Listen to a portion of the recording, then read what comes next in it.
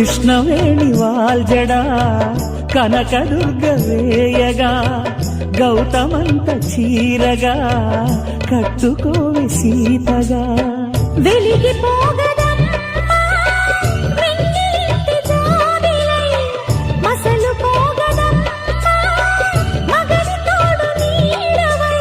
ఊహల కందని సిగ్గులతో ఊయల కోరిన ఉగ్గులతో